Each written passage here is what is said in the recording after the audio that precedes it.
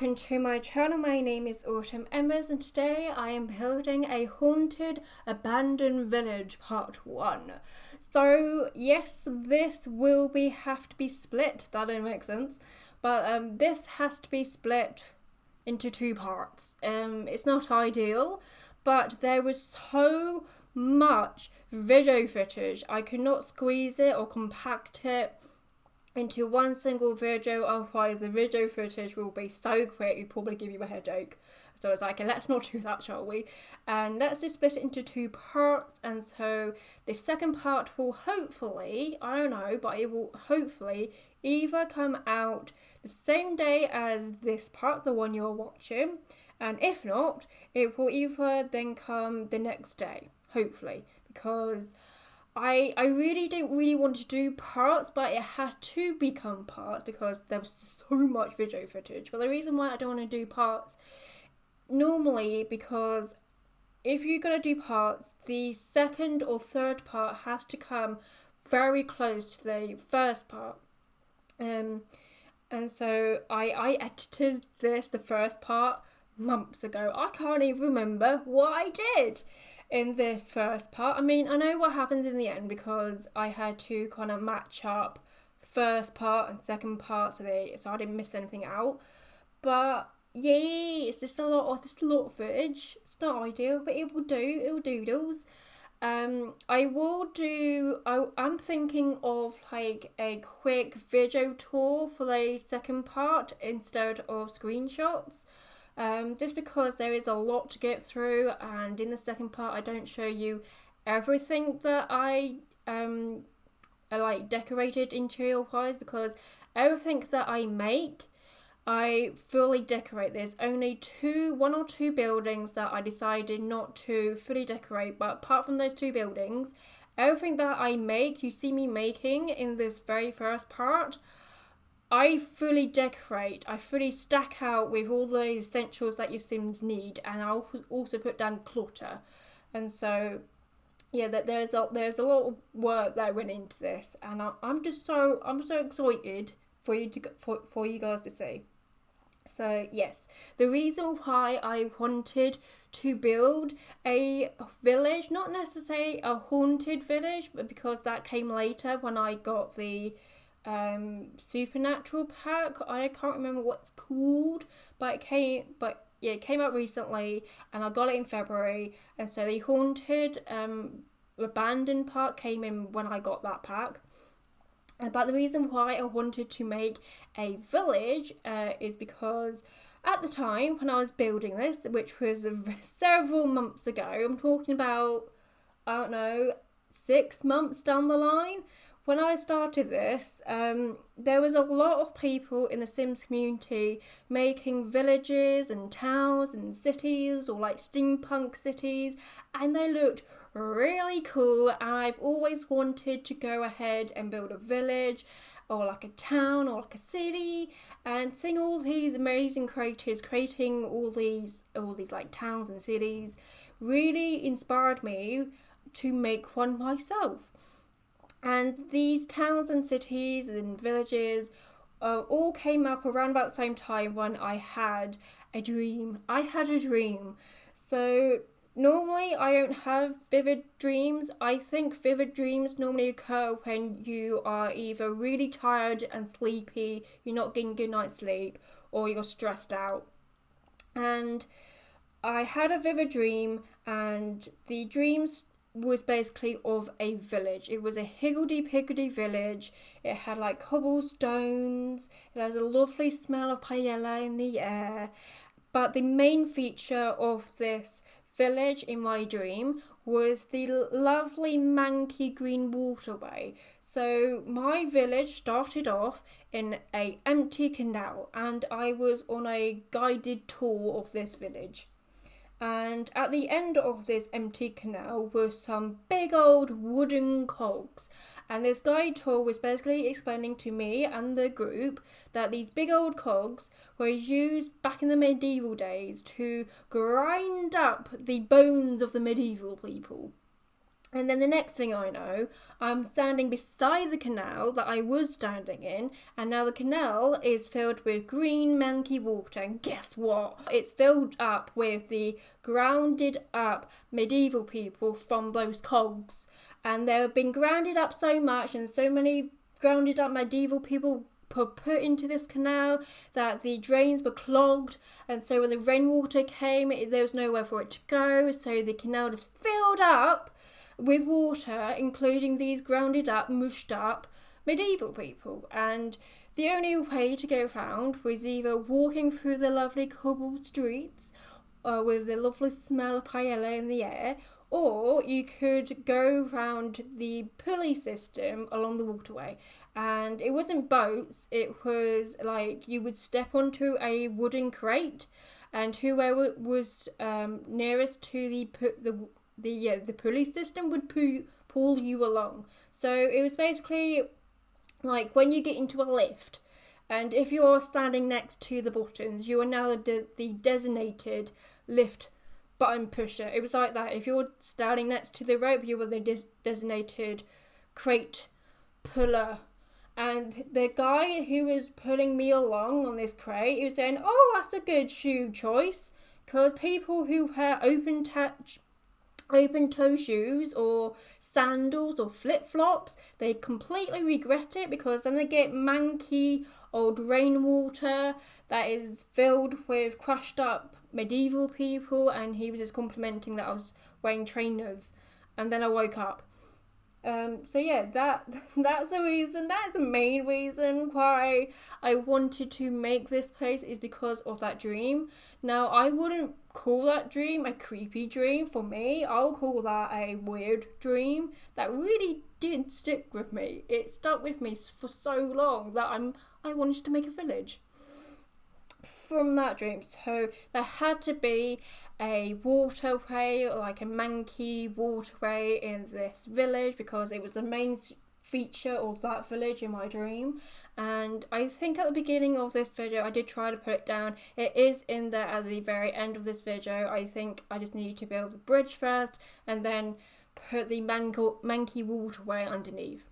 It's just there as a little nod to my dream. In this village we have a pub. Right now I am working on a little sweet shop. It's not little, it's quite big, isn't it?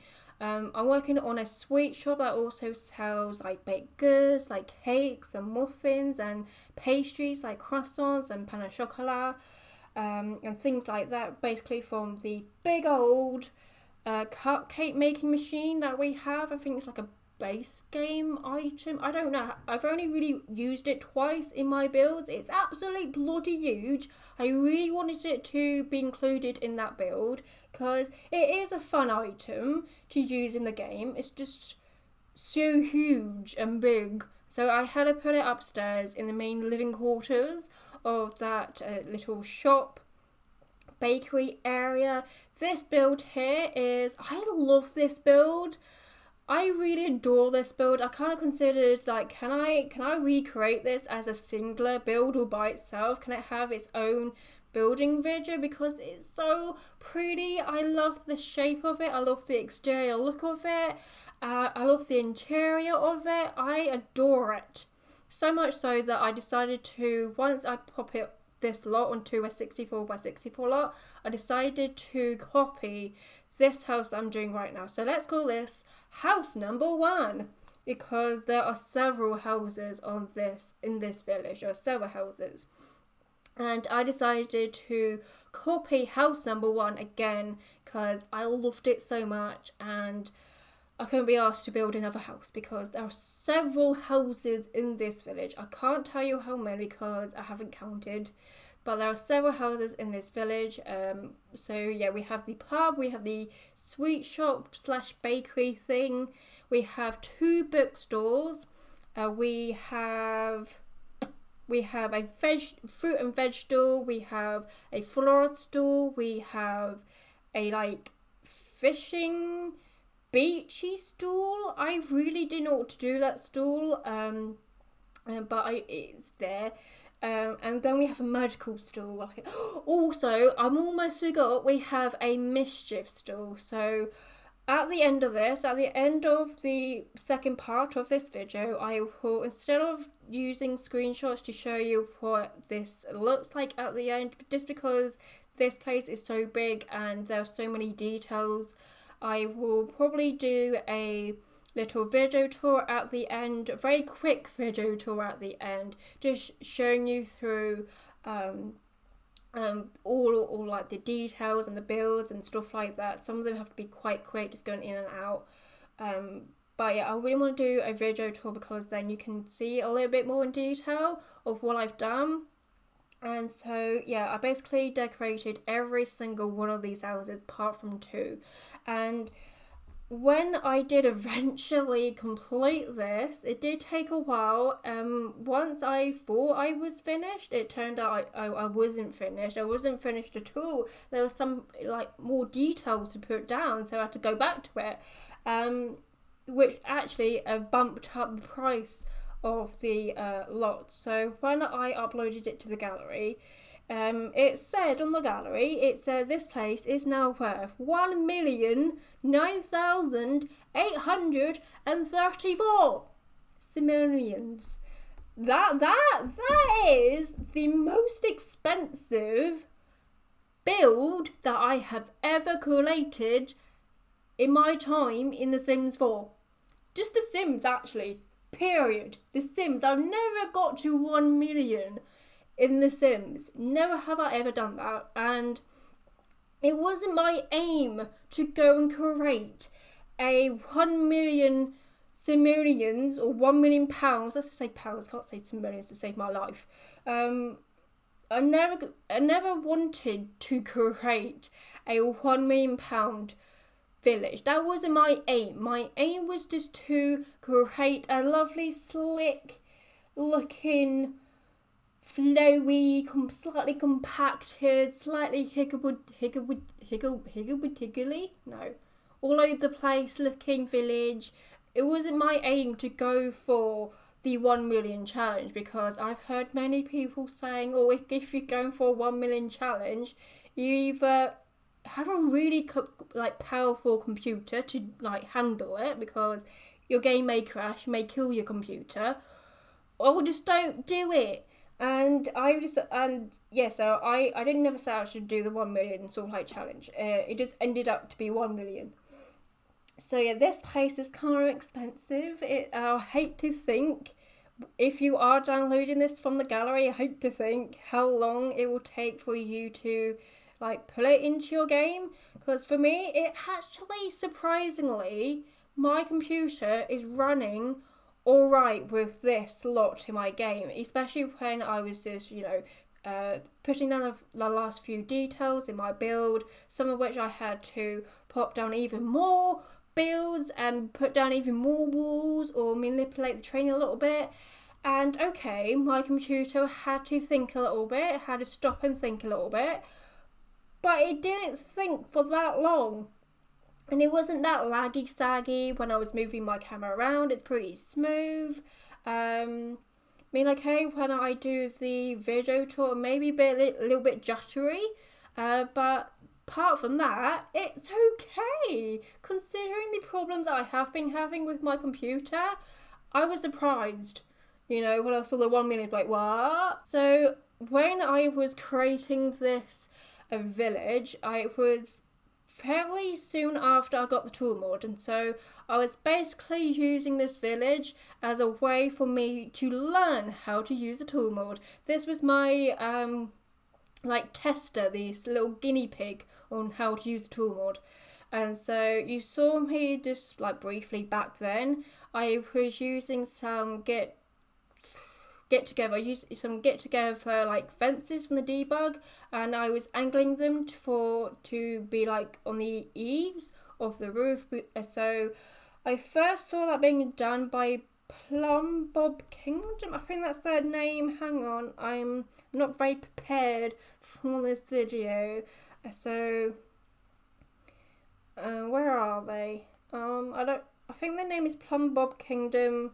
They do really cool builds, and I first saw that trick of using those get together debug items and put them against the roofline when they did like a train wreck build. So the train was sort of like coming off the building, and I zoomed up into that image and I saw those get together debug items, realised what they were and where they got it from, and I really liked what they did and it looked really cool and I wanted to do it, and I've always wanted to do it ever since.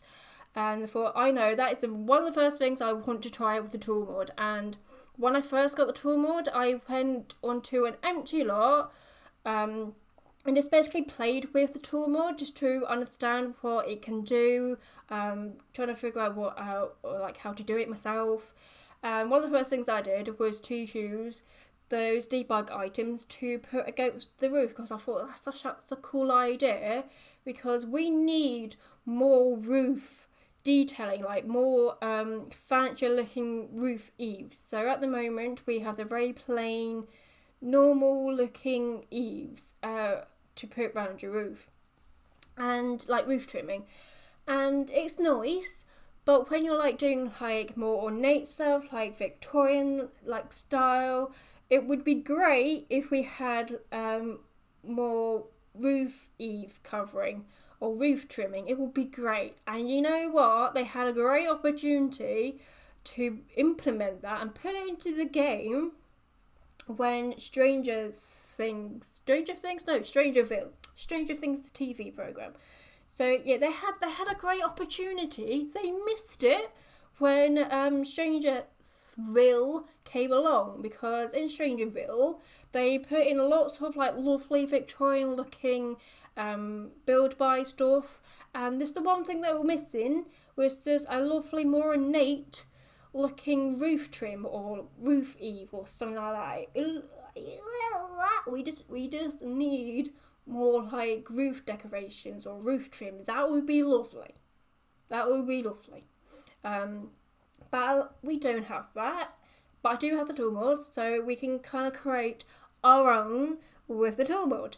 So that's fine. But yeah, I was basically using this village as like a guinea pig for me learning the tool mod, and I'll say I would use the tool mod, which is by Twisted Mexi, by the way. I think I use the tool mod in the most simplest way.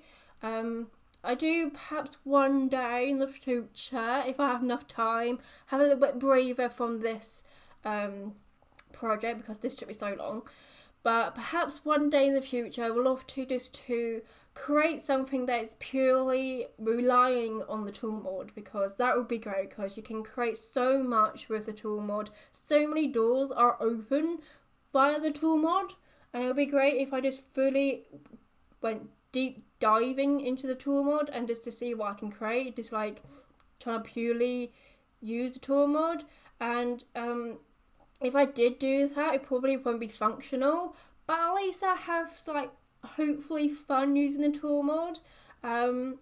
So here I'm just going for like putting some debug fences around the terrain there, because the terrain was looking a bit jagged, a little bit exposed, not the nicest looking, and so it needed covering up a little bit, and so I used the tool mod. It took me so long.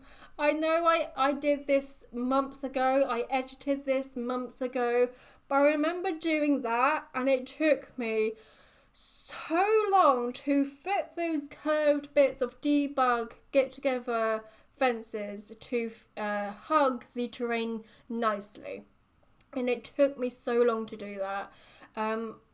But yeah, I normally use the tool mod in the most basic, simple way. So if I am doing anything to manipulate the terrain, like making a path or raising up slightly, it annoys me so much that the plants, they don't snap to the ground anymore. So using the debug just to make it look like the plants are sitting against the ground like they should be doing, the front of the terrain like they should be doing, that's what I would normally use it for. Halfway through doing this build, once I got all the houses up, I was like, oh yeah, I can use the debug to knock things over like they're just being kicked over. Oh yeah, that's also a really simple way to use a tool mod, but also give a nice little detail in your build, and which was great for the abandoned part. because when I first started this, I didn't want to really go for the haunted abandoned. That just came after once I got the what's it called? Paranormal stuff pack. Is it called that? Spooky? No, the spooky stuff pack is a different one. That's like the goofy one. But yeah, the haunted abandoned place came after once I got the paranormal stuff pack with Deirdre and Bonehilda and the little spectres that look like King Boo from Mario Kart. When I first saw them, I went, "Oh, King Boo, that's where you're gone." He's had a bit of a colour change. He hasn't got his crown. Is it King Boo? Baby Boo? No, Baby Boo's something different. King Boo. I like King Boo. Isn't there like a baby? Isn't there like a baby one? King Boo. Boo. Mario Kart. Yeah! Whenever I play Mario Kart Wii, I'm always King Boo. He's just so cute. And then he's so angry.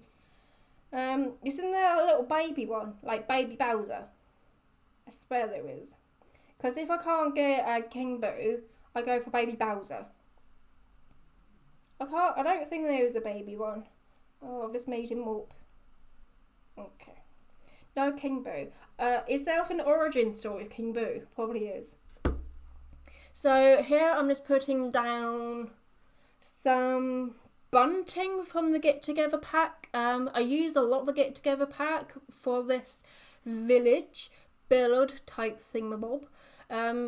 Mainly because I had that vibe that I was going for. Oh, I like this. So I've done this before with my Sleeping Beauty build, where I put those Get Famous fiery flame torch things, and I size them down and put them into those debug Realm of Magic chalice thingamabobs, and it looks really cool, and I really like that idea. So I was really struggling for detailing this place. When it comes to detailing, I normally think of gardening, foliage, trees, green stuff. But once I did all of that, I was like, there needs to be like other items in this village that says it's abandoned, haunted village, and I really didn't know what that would be. But I do put down a few bits and pieces, but I was really, really struggling to find detailing that wasn't plants and foliage and stuff for this village. That was the main reason, actually, this place took so long. It was the detailing. And at first, the idea of making this very overgrown and abandoned and not very well looked after, it seemed like a great idea. It seemed so fun. And it was at first. It was great fun to doodles. But after like a while, after the second or third house, I was just like, I'm just so over this, making it look overgrown and abandoned and not loved and not well kept, because it takes so long to achieve that look. You gotta what you've done to make it look pretty and nice. Now you gotta make it look horrible and ugly and make it look like it's not well loved. And it takes so long to do that in the game. It takes forever. I don't know if I was doing it wrong, but every time, because the last time I did that was for Cinderella, her place, that took me so long to put all the vines down. It takes so long to make places look ugly and overgrown and unkept and abandoned. It takes so long to do. So I don't think anytime soon I'll be building a dystopia place, because that would take so long, and I need a break from this. I want to build something small, tiny houses. Where are you? I like to build you. I like to build a tiny home, a small home. What else is there? There's 3 of them. There's tiny home, small home, really tiny home. That's not the old one, but I want to build one of them. And actually stick to it. Actually stick to that lot. Stick it on a really tiny 20 by 15 lot, so I don't have too much gardening to do in the end. And it should be like a nice quick video to edit and to build. It'll be lovely. It could be one of those videos where I don't do voiceover. I do like doing voiceovers. I get to talk. It's nice to talk. I don't really talk that much in real life. Doesn't really call for it in my life. So I think this video is ending soon. Oh, 25! 5 more minutes. So this house here, so this is one of the houses that I show you in the part 2. I'm calling this the bookstore house because underneath it is the bookstore. I had really good fun decorating that place and making it look like it's abandoned and it's been taken over by vines. I had really good fun doing that, and like I said, after that, I just realised it's taking way too long to make it really overgrown and not loved and not well kept. So yeah, this is the bookstore home. It is that bookstore home. In the second part, you do see me decorate it, and it is a 1 bedroom, 1 bathroom, tiny galley kitchen, and you access it via the bridge area because, like I said, I wanted this to look like a really higgledy-piggledy, really inconvenient place to get to stuff, like this would be so much easier if I didn't have to go up the stairs, along the corridor, down the stairs, up the stairs one more again, down the stairs and into the home. I wanted to be like that, really inconvenient and really annoying, but hey ho, that's the quirkiness of the village. You love the village so much because of that quirkiness, but in the end it's really annoying, especially when you're really late to work. So that's what I really wanted to create. I think towards the end, I created that a little bit more. I think in the middle part, I kind of forgot that's what I was trying to achieve. I'd got a bit hooked up on like the details, and I kind of forgot I really wanted to make it like inconveniently annoying. But in the end, I think I do put a little bit more of that down. But yeah, I think this is where I'm gonna leave. Yeah, I will see you in the next part. It's about the same length as this one, and without the video tour at the end. I haven't done that yet, so hopefully the video tour is not that long. But yeah, hopefully I'll see you then. It would be nice. I do spend quite some time with it, but hey ho. So thank you for watching. Please like and subscribe if you have enjoyed watching, and I will hopefully see you next one. So thank you and goodbye.